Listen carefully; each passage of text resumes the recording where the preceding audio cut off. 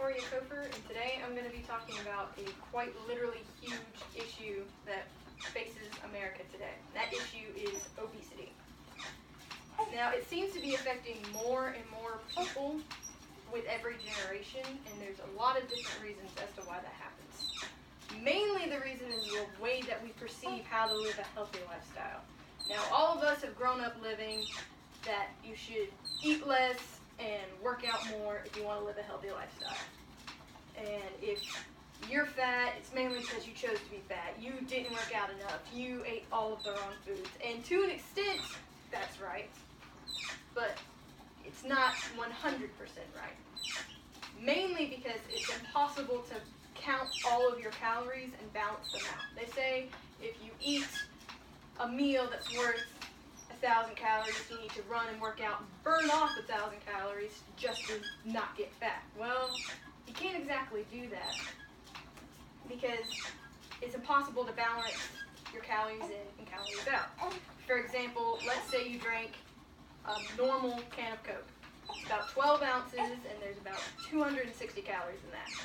In order to burn off just from you drinking one Coke, you have to run 2.5, almost 3 miles.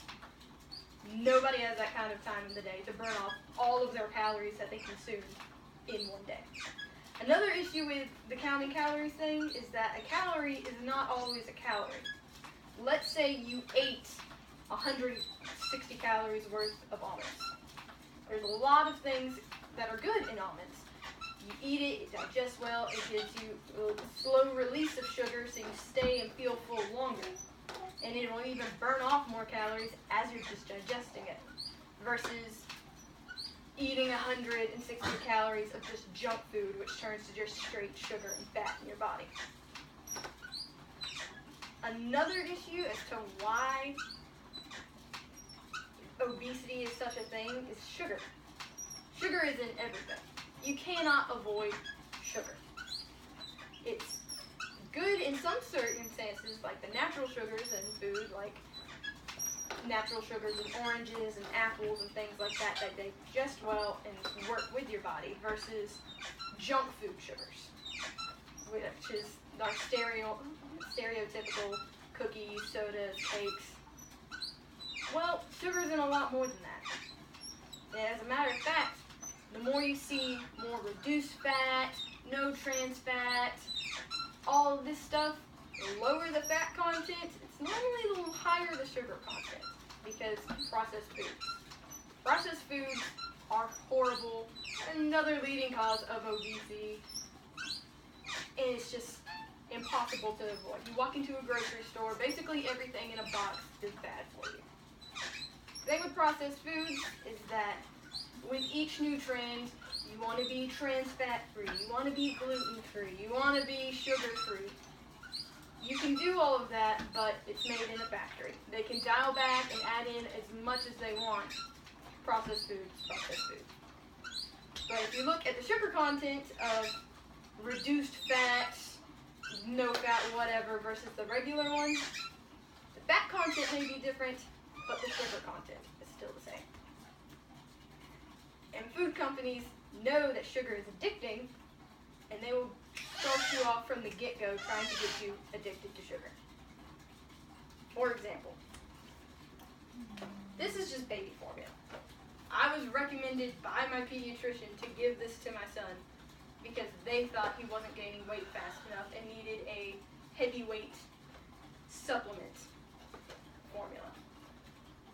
Another way processed food is bad is they try to hide the name of sugar behind a bunch of things that you can't pronounce in order to get it into your system, to get you addicted to it, so you buy more of it. So let's just give you an idea of what's in this. First of all, the ingredients list is nowhere to be seen on the actual box itself. You actually have to dig into it amongst all of these flyers for coupons and things telling you to use this formula and other formulas like it, to actually find the ingredients list. They don't want you to see what's actually in this. Now, in this is a bunch of things that you actually can't pronounce. Now, this is for baby babies. Why are you not supposed to be able to pronounce something to be given to a baby?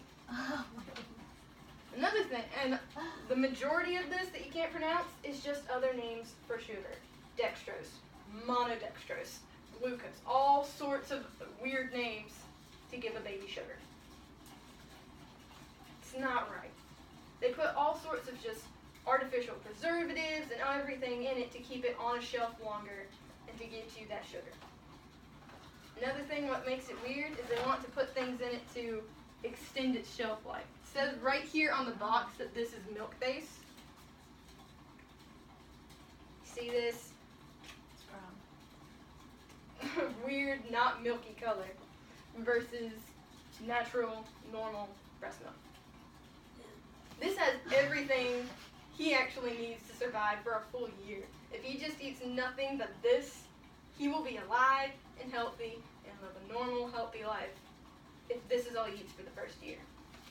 This is not, they try to convince you that it's basically steak in a bottle to give to him, but it's not. Another way you can tell a major difference between them is that storing breast milk, which is literally milk-based, is very finicky. You have to keep it, you can only store it in a fridge for a week, freezer for a few months, deep freezer for a year. Whereas this has been under his crib since they gave it to me because I didn't want to use it. And it's good staying just like that for another year. That's kind of creepy. It's just the food that they try to give you is not healthy and you shouldn't be eating it. But the food companies want you to eat it because the food companies ultimately are just trying to sell your product. They don't care about your health. They don't care about anything. They just want to make money.